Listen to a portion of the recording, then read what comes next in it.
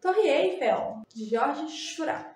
Georges Seurat, um dos maiores nomes no que diz respeito à técnica do pontilhismo, técnica que está diretamente relacionado ao impressionismo. Impressionismo, movimento artístico que surge no final do século XIX e que terá uma ponte enorme para o surgimento das vanguardas artísticas que vão surgir no século XX. Vale lembrar que o pontilhismo é uma técnica que surge na França. Essa técnica também ficou conhecida como neo-impressionismo, por conta da influência dos estudos impressionistas. Pode ser chamado também de cromoluminarismo, pintura de pontos ou divisionismo. Simples. As cores são justapostas, elas não são mescladas. O que significa? Significa que parte dessas produções do pontilhismo serão utilizadas técnicas que eram utilizadas por artistas impressionistas. Assim como, exemplo, a mistura das cores que eram feitas diretamente na tela e não na paleta.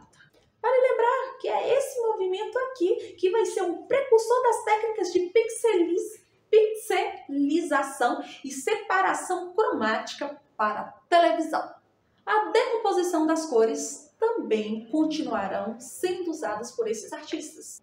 Logo, se eu tenho decomposição das cores, eu tenho também o uso da luminosidade. E por isso, a preferência vai ser por fazer reproduções ao ar livre, porque ao ar livre é possível fazer o uso das cores e da luz, pois o objetivo é justamente fazer o uso dos tons mais luminosos que transmitam luz e cor. Bom, a técnica mais famosa do Seurat é o pontilhismo. Como vocês podem analisar aqui nessa obra, essa obra vai consistir justamente em fazer produções com pequenos pontos de cor. Não são mais pinceladas rápidas, curtas e precisas, mas sim pequenos pontinhos. Daí já a diferenciação entre o impressionismo e o pontilhismo. Esses pontos, quando eles são observados de perto, parecem apenas manchas de cor. E quando a gente observa a obra de longe, nós temos uma percepção visual óptica. E o pontilhismo ele vai ser uma forma de dividir a cor em elementos individuais, criando uma nova maneira de perceber e experimentar luzes e cores.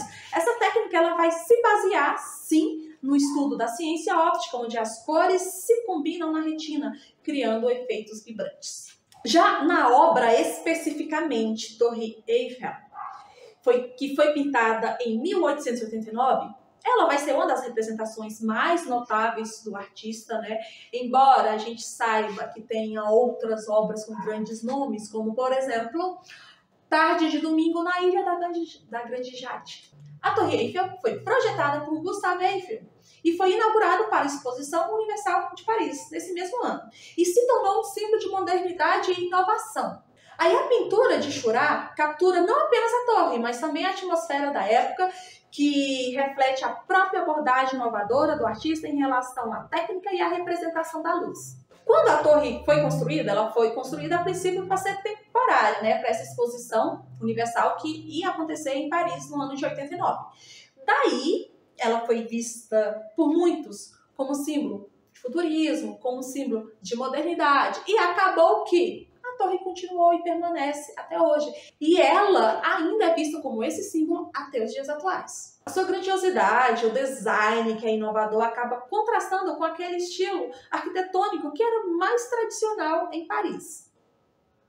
Mas vale lembrar, nós já estamos falando do final do século XIX, início do século XX, onde as coisas vão fluir de maneira diferente. Seurat, ele fica fascinado com essas tecnologias. Quem não ficava, né, na época, com todas essas mudanças tecnológicas? Ao observar essa obra de perto, os pontos de cor eles podem aparecer um pouco desconexos, né? Mas aí, mais uma vez, se você se distanciar, o seu olho ele vai misturar essas cores, ele vai criar uma imagem mais coesa, né? E esse uso do pontilhismo, desses pontinhos coloridos, ele vai contribuir para um efeito vibrante. E a luz e as sombras da Torre Eiffel, elas são representadas de forma bem precisa, com uma grande delicadeza. Embora você olhe e você não consiga encontrar essa delicadeza, eu sugiro que você você observe a obra com um olhar onde não tem linhas, onde não tem traços pré-definidos, onde a mistura das cores não foi feita diretamente na tela, onde a obra foi colorida, ela foi feita por pequenos pontinhos e onde as cores vão se misturar quando você, espectador, observar a obra e se distanciar. Aí sim vai fazer sentido pra gente. E lógico, o uso das cores complementares e a disposição desses pontos com tons diferentes vão criar essa sensação de profundidade e de luminosidade. E a gente lembra que lá no impressionismo, a luminosidade, as sombras luminosas se davam justamente com o uso das cores complementares. A Torre Eiffel, ela é representada de uma forma grande e imponente que vai capturar a sua estrutura metálica, no qual vai representar a sua monumentalidade. Em vez de simplesmente ilustrar a torre de maneira realista, o que ele faz? Ele tem um olhar diferenciado, ele vai destacar as formas geométricas, as linhas retas de toda essa construção para contrastar com a fluidez da natureza e das figuras humanas que estão ao seu redor. A torre, ela parece ganhar vida, não apenas devido à sua forma, mas também pela forma como a luz reflete e interage com esses tons que Seurat aplica. E aí esse tratamento que ele dá com o uso da luz acaba sendo um aspecto crucial para essa obra. Fundamental, melhor dizendo. Porque o artista ele vai propor esse efeito da luminosidade da cidade inserido na sua obra. A paleta de cores usada por ele vai misturar tons quentes junto com tons frios e vai ter essa atmosfera um pouco vibrante, mas ao mesmo tempo tranquila. E a luz ela vai ser capturada de uma forma única, que vai refletir a técnica dessa mistura óptica, que o artista acabou aperfeiçoando um pouco mais. Daí, os pontos de cor, quando eles são combinados com os nossos olhos, vão formar essa representação que é realista, né? Devido a essa luminosidade e a textura da torre com o céu.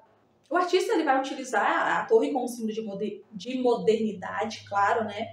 Algo que é simultaneamente tecnológico e artístico. É um exemplo de como a arte pode dialogar com os avanços tecnológicos e se tornar uma parte da narrativa histórica, mostrando as transformações sociais e culturais de cada época.